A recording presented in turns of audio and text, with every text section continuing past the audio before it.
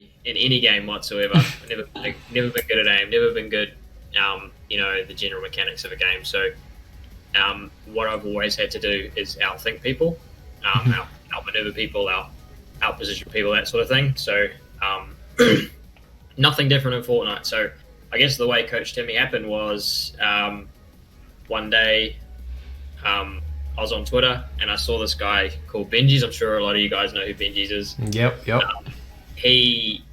He was tweeting about how he was really struggling in solos. So I hit him up and I said, hey, look, I know I'm just a random on Twitter, but I know a lot about the game.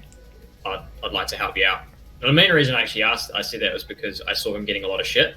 Mm-hmm. I was like, I feel like this guy doesn't deserve the shit he got. Back then, he was like, he got all the shit in the world. Yeah.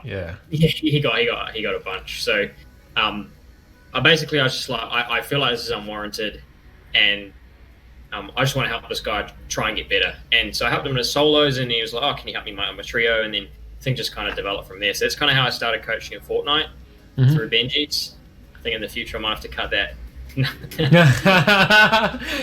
So was there other games before Fortnite? Yeah, definitely. Yeah. So I never really played anything competitively up until Black Ops 2.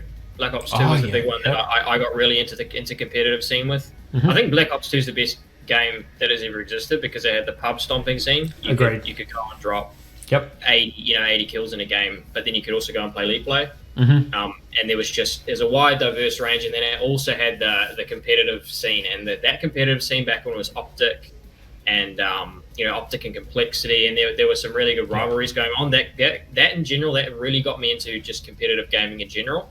Mm-hmm. And then from there, it was a case of basically every game that I started watching, it was now already like every time I pulled up a game, I was looking into whether or not I had a competitive scene. So it was the same with Overwatch. I played Overwatch for about 2 years. I was never any good at it, but I followed the Overwatch competitive scene basically as soon as I started playing it. That's really interesting because Call of Duty itself, any of the Call of Duties, whether it's Black Ops, Modern Warfare, whatever it was, it always had the biggest competitive scene on the market. Everybody knew about it. Everybody was playing it. A lot of the greatest gamers these days made their name there, like Shroud, Dr. Disrespect, a lot of people, and that environment. I think that esports wouldn't be what I know. There's things like League of Legends and all, but I don't think esports would be what it was today without the Call of Duty scene. So it's really interesting. No, you think about like there's a reason MLG is a meme. You know, like how people say back in the day that was the thing. There was all those weird Illuminati memes and shit. Oh yeah. MLG, like without MLG, this game, competitive Fortnite or competitive games in general, I don't think would be anywhere really, or not anywhere. Yep. I think it would have taken a lot more time to develop. Yep. And they started hosting these LANs, and everyone got involved, and you see the best thing you can do is go back and look at the old Halo LAN photos. And it's like all these 15 to like 23-year-olds who obviously sit all day in their mum's basement with like cut off acid wash jeans and like really awful looking glasses. Yep. And you compare that to now, where now we've got these huge multi-million-dollar stages. I just don't think we can go to these huge multi-million-dollar stages without the acid wash jeans and 50 people showing up with like 10 people watching. Like it all had to start somewhere, and MLG really was that thing. So basically, I got into Call of Duty back in. I kind of got into a little bit of World in COD 4. Kind of played a little bit, wasn't really into it, but Black Ops 1 was where I really started playing it a lot. Right. And then I played through Modern Warfare 3, loved it, but then Black Ops 2 was where I really, like I said, that was where competitive. Every game from then on was like I followed the competitive scene. So I started Fortnite in season 0, basically. Yeah. When there were no duos or anything like that for the region, and I followed the competitive scene right the way through. So I'd seen everything from the 999 cat meta all the way through to everything else at that stage. I hit him up, I think it's season. I can't even remember, man. I don't remember seasons. I'm terrible at that. Yeah. But so I hit Benji's up then, and it was just a case of like continuing going. Like it was just yeah, so Yeah, I and guess you've been that's right super today. successful at it. Yeah, you've been like super successful at it, which is really really good. Is like you brought a new thing. Like, believe it or not, I had never heard of or even thought that there would even be a market for a thing called a coach in Fortnite until I heard about you. It blew my mind. I was like, wow, are we at that point now where we've even got coaches in Fortnite? Because that blew my mind. I was like, holy crap! Like, we've got everything now. We've got managers, we've got coaches, we've got organizations. Like, everything is just like everything is blowing up, and it's really really good to see because it means that the industry is growing, and the industry is going to continue to grow all because of this. Yeah. Well, I didn't necessarily. The only reason I got into coaching was because I heard that Destiny Jesus worked with the World Cup, like people who play well in the World Cup. Yeah. And I was like, oh, well, I know a lot about the game. I just really suck at it. So, but like, I think there's something to that, right? Like, I can suck at the game, but that doesn't necessarily mean I don't know how to play it down to its absolute most fundamental level. Like, Of course. You know what I mean? Like, I don't have to be able to pull off a triple edit, whatever the hell kids are doing these days, and I don't have to hit 220 pumps or whatever to know how to do things properly in this game. Like, but instead of spending my time in creative pulling out those triple edits, I spend my time watching, VODs. I go in depth on why things happen and really try and create a better understanding about the game for myself so that I can pass it on to whoever I'm working with at the time. If that makes sense. Yeah, 100%. That's 100% true. I mean, it's exactly like you just said. That statement couldn't be any more correct. Is that you don't have to be a triple editor. You don't have to hit every single shot. You don't have to be the fastest editor in the world. What you do need is game sense, and there's sometimes you can have really great mechanics or you can have really great aim, but if you don't have that game sense, which is something a coach provides, then it all means nothing. I think there's actually a bit to unpack there, because when you say game sense, one thing that I always ask someone when they say game sense is, what exactly do you mean by that? Because there's so much that game sense can encompass. I think game sense is actually something you cannot coach necessarily. I think what a coach can give you is a really concrete game plan to play to. So I think there's a huge difference between coaching someone how to have game sense. I think that's nearly impossible. I think there are some people out there, like, I don't want to say names, but I'm going to say names. Mavericks is someone who will never have like, I love Mavericks to death, but he's just someone who will never have good game sense because he's just a little bit spaced out, right? Yeah. But if you coach him to the point where he has a really, really, really good game plan, he's someone who will do well because he's got incredible mechanics. He's really good at fighting. He's confident. He's got everything else that you need. He's got good kind of like awareness in terms of what to do at certain times.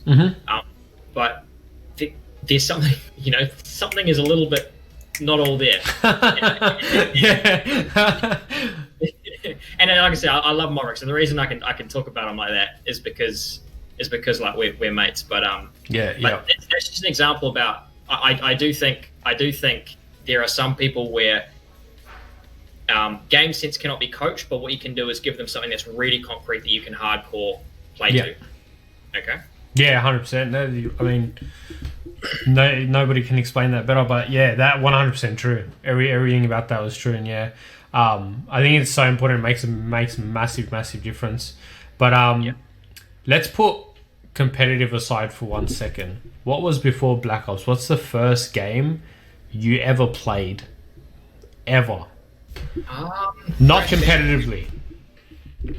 Crash Bandicoot. Crash Bandicoot, yeah. I can't really remember much about it. All I remember is there's a level where you're in like a ball, like a vine ball, and you're like rolling across. I don't remember much about it, but like in terms of my most memorable thing, probably the most memorable thing I did in my first game was there's this like party game where, and it was so we had 4 controllers, and there's this party game where you're like on these little I don't know what to call them, like almost like pigs. Yeah. And you got to knock them off the arena. That's like my first real memorable thing that I had from a video game. There's also, you take it back to time, things like Doodle Jump and stuff like that. But we didn't really have a PlayStation through to maybe like, I don't know, maybe I was like 10. And even then it was very limited. Like, we weren't allowed to spend more than 30 to 45 minutes on it at a time. Like, we set the timer on the microwave, and as soon as that went off, like, we were off, sort of thing. So yeah. My brother kind of drifted away from that as he got older, whereas I went more and more into it. Yeah. So the PlayStation sort of became my thing, and he kind of went off and did his own thing. And throughout that whole thing, like, I know then came Black Ops and everything else, and you were really like into watching competitive and all that. When you were, let's take it back to when you were younger, maybe 14, 15 years old. Did you see gaming as a career long term? God, no. No, not even close. You know, the only people who you could conceive as having a career were people who, people like, I'm taking it back to someone who I'm sure most people know about Scump. Someone like Scump. Oh, yeah, yep. Nadeshot, and obviously Nadeshot is huge now, like astronomical. But I saw those guys back then, particularly Nadeshot, actually, where he was pulling, like 10,000 viewers on Twitch at the time, and all he was doing was playing a few games on stream, and I was going like, oh wow, that's pretty incredible. But that seemed way out of reach because there was only like 2 or 3 people doing it at the time. Yeah. And of course, there's like, particularly if you were using PS3, you needed to have the right hardware as well. You needed the Elgato capture card or whatever you needed. I can't even remember what it is now. But essentially, like, you kind of had to commit to it. You kind of had to spend $300 on a capture card, then a certain amount of money on whatever else you needed to stream. Yep. So there was no way I saw anything in it whatsoever unless I could actually start competing. And even then, if I started competing, there's nothing in OCE. It was all NA. Only in like Ghosts, I think there started being some kind of scene, but even then it was like for $100 on a weekend. There was nothing really good. No, that's 100% right, and it's so funny. I never saw a career in it or money in it whatsoever, ever. Yeah. It's really interesting that you say that, because Nadeshot, believe it or not, is my role model. So I look up to him because I again, we're a little bit older than probably most of the people in chat. And same with me. Growing up, Call of Duty was a thing. I started actually a Medal of Honor. Yeah, Medal of Honor was like the thing for me, and then Medal of Honor went to Call of Duty and all that sort of stuff. But Nadeshot, it was so impressive how he built what he built and the way he started 100 Thieves and everything else. And now in OCE, we're starting to see changes like what Lachlan's doing, Team Power. You got us with SPG. You got other organisations out there kind of creating this ESL sports league here in Oceania and kind of building it up. So right now it's fresh. It's kind of on its foundations now till it becomes something much, much bigger. But it's really interesting. Well, that's the thing is we needed somewhere to go from, right? And I think the cool thing about Fortnite is that because it was so worldwide, it actually gave a platform to to the smaller regions like OC. Back in Black Ops 2, they don't have the prize pool to give out to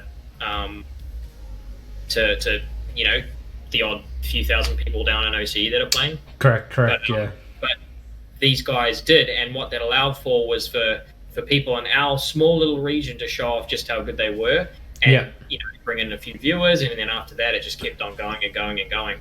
And we sort of get to this point now where we've got Worthy, who's widely recognised as one of the best in the region, finally getting the spotlight he deserves via Lachlan and coming in with power and that sort of thing. So I think without the prize pool, is because competitive kind of every game now is sort of just becoming competitive again. I hark back to Overwatch. If you're not playing the competitive game mode, I can't even remember what it's called, rank play, whatever it is. If you're not playing that, a lot of the time it's just not even fun. If you're playing quick play, it's kind of shit. But but it's like the same with Fortnite. It's like if you're not playing arena, there's no point playing. Solos is kind of shit, but if you're not playing arena, correct. But if you're so now that we've got this prize pool, I think it gave a platform for these players who are from these smaller regions to really rise up and sort of get noticed by other regions that speak the same languages as them. If that makes sense. Yeah, it sure does. Yeah, it's crazy how it's grown. It's crazy how far it's gone. Like we're here today because of it. It's like that all that stuff that built up, and look where we are today. You know, we're sitting here doing podcasts purely about gaming, purely about people in the gaming scene, especially here in OCE, which is really amazing to see. Where is Coach Timmy now? Outside of coaching, outside of Fortnite, what are you doing? So, for those who don't know, most of them probably do know, but I'm a structural engineer. So I have a full-time job. I wake up at 6:30 or 7 o'clock. I throw on my jeans and throw on my button up, and I go to work. And I work from 8 to 5, and then I usually go to the gym, come home, and that's when I, or see my girl or whatever I want to do there. Me and my girl have been together for 6 years, so obviously she's quite a high congratulations, man. Yeah. Cheers. And then I do this as well. So obviously I've got things that I prioritize over this, but I think one thing that's been great about going to university is learning how to distribute my time. So I know how much sleep I need. I know how I can distribute my time between my girl and between my real job and getting exercise and then doing this as well. So I think that's one skill that's cool. But yeah, essentially what I'm doing is just I'm trying to save money for a house, to be honest, man. Yep. I've heard many times. So essentially what all I'm doing is just trying to save up the money, and then hopefully me and my girl can not saying throwing any shade to my parents, but yeah, move out and sort of move on to the next stage of our lives. And I think at that point, when we're in the new house, I think that'll be me. Not saying leave the gaming thing all behind, but I think that's probably when I'd drop this when we get into that. Yeah, 100%. It's all about growth and development. We just want to like get somewhere in life and have a family and all those normal things that you would do. One day you want to have your own little Timmys running around coaching people and everything else. What's the future look like now for you, apart from all that sort of stuff? Like, is Coach Timmy going to be around for forever, hopefully, or? I think one thing that's been cool is developing an online presence. It's I don't want to sound a bit. I don't even know what the word is. I don't want to sound like a dick, I guess. But it is quite cool, thinking that you got 13,000 people following you on Twitter. You know what I mean? Like it does feel cool. good. I think it's pretty cool to know that there's a lot of people out there who like to listen to your opinion. But so I'll probably keep the online presence up. But once I'm sort of onto that next stage of life, not saying I don't enjoy Fortnite because I love it and it's given me crazy good opportunities, but I am sort of looking to move on to the next step once I've got the money for the house. I think. So looking forward to the future. I think me and my girl obviously looking to settle down, have a future together, have some kids, and move along like that. Yeah. Well, it's almost time to wrap up. So I wanted to ask you one thing, which is really interesting because this is a lot of people think that, especially in the gaming world, that everyone just games. What do you do outside of the gaming? So I know you go to the gym, you got your job and stuff like that, but do you have hobbies? Do you have things that you enjoy doing, like that make you happy, other than gaming? So I only recently have I really got back into like this consumed my life quite a while when I was at uni. Yep. I played the game, I did my study, I went for a run, came back and played the game, did some study. It was just a cycle. I didn't really appreciate anything else. I obviously saw my girl as well, and that sort of continued, especially through lockdown. It was honestly, that was probably one of the most depressing times of my life. Yeah. I don't have an outside to go to because we live out at a beautiful area. I could go out, go for a thing, but yeah. I think the big thing is cricket. I love my cricket. I love my basketball, so I spend a lot of time watching that.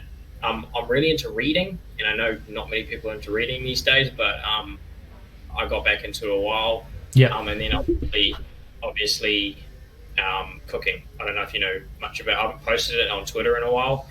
You might not have been following me back, but cooking is my big thing. I absolutely love it. Yeah. So I got to get back into cooking and showing it on So Coach Timmy is a professional chef. Is that what you're saying? I'm not a professional chef, but I do really love my cooking. Yeah. So, in my for my graduation present, my aunt and my parents teamed up to get me a full set of like crazy expensive set of knives, just because they know I love my cooking. Yeah. So that's mainly what I do. Like I'll come home and I'm usually straight into the kitchen. That's like my blow off steam thing. Is I'll jump into the kitchen. I'll cook for an hour. I release all my energy. Kind of go, oh, that was a shit day, and cook away for a bit, and everything just goes away, and I'm back and happy again. That's so really interesting. Because my girl is really into it too. So we do a lot of meals together. We'll cook together. We have a bunch of fun doing that. We're quite cool. As in, she's one of those people that just grabs a bunch of shit and throws it in, and it tastes good. Yep. And I'm the kind of person who's like, as you can imagine, I'm like, your textbook. You're too textbook for it. Yeah, I'm the traditional one, and she's the one who just grabs a bunch of shit and just puts it in. Coach Timmy is Coach Timmy in the kitchen as well. Yeah, I really am. So I love that. So we have a bunch of fun doing that. So that's kind of my blow off thing is cooking, and then basketball. I think is probably my second thing. So it's the NBA finals. So they're going on at the moment. So I spent listen to a lot of podcasts and do a lot of reading as well. Those are my sort of escapes. So. That's really, really good, man. All right, well, chat, I'm going to hand it over to you guys. So throw a bunch of questions at me. I'll give you guys about 2 minutes. We'll ask Coach some questions, and then Coach has got things to do. So who does Timmy prefer, Lakers or Heat? I prefer the Heat. I want the Heat to win, but I don't think that's going to happen now that we've got the injuries, unfortunately. Somebody asked, how or why did you start After Hours? I started it by starting a server, and I started it because I had lots of requests for people for solo practice, because in the solos in the solo thing we didn't have any solo practice going on, and Cypher really wanted some as well. So basically, me and him combined, and we're like, okay, it's going to be F&CS practice for solos, which we didn't have anywhere else, and then it's kind of evolved. Now we've got trios going on as well. So it was mainly a place where we could hopefully have some half decent solo practice, which was really tough to get together. Mm-hmm. But it just kind of morphed into trios as the trios dropped. Nice. And somebody was asking, do you like chicken nuggets? I love chicken nuggets. He loves chicken nuggets, chat. He is confirmed, loves chicken nuggets. One last question. Will Timmy propose to his girl? Yes, I will. We've actually talked about it. I know it's a bit weird, but like I said, we've been together for 6 years. So I mean, like, I'm 23. That's nearly it's over a quarter of my life. So It's not like we talked about it. So when we don't want to get engaged when we're not living in the same house. Mm-hmm. We've talked about it. I agreed on that. So as soon as we've moved in, I think that'll be the next progression there. So we kind of got to wait for that, and then you'll probably see the engagement announcement. Skid said, old people bonding. Yep. That's what we are, old people bonding, dude. All right, one more thing. We like to do this at the end of every podcast. It should take about 2 minutes. You down to get up and do some stretching and some yoga to prepare for what the night has ahead? Yeah, go on. All right, let's go. All right. I'm not turning around, all right? No, you don't have to. I know about that. I avoided that all night, but yeah. Hold on, let me put some meditation music on. All right. No, I'm going I'll guide you through it, all right? All right. Wait, am I supposed to hear something? Nah, you won't hear the music, so it's going to be a bit odd for you. Can you see the stream at all? Yeah, I can see the stream. All right. Just follow through with what I say. Ready? All right. Spread your arms out wide and take a deep breath in. Bring your arms together again and breathe out. Do it again. And out. Now lift one leg up and count to 10. Yep. Now count to 10. Oh shit, 1, Out loud. 2, 3, 4, 5, 6, 7, 8, 9, 10. Swap legs. Do it again. 1, 2, 3, 4, 5, 6, 7, 8, 9, 10. Yep, that's it. I feel it. Do you feel better now? Oh, that was good. I feel fantastic. You ready to take on the world after that? Ready to take on the world. I'm bloody ready, man. It's far down. All right, Coach. It's been an absolute pleasure. Thank you so much, for coming on today. Guys, twitch.tv/Coach TImmy. You guys already know how to spell it. I mean, you got 16,000 followers or whatnot on Twitter. There's 16,000 people that know about it. You should too. The man's an absolute legend. I respect him and everything that he's done, especially with after hours and with the community. We need more people like Coach TImmy in the world. So please go over, drop him a follow his career, because we can see massive things happening from this guy. Again, thank you, Coach, for coming on today, man. Really appreciate it. All right. Thank you, man. I really enjoyed it. Have a good night, man. See you later. See you later. I got a little bit, I'm on mine. Tell me what's on yours. I got two feelings about my finesse, but I drop it all. I'm trying my best to wake up and not feel like shit. I wanna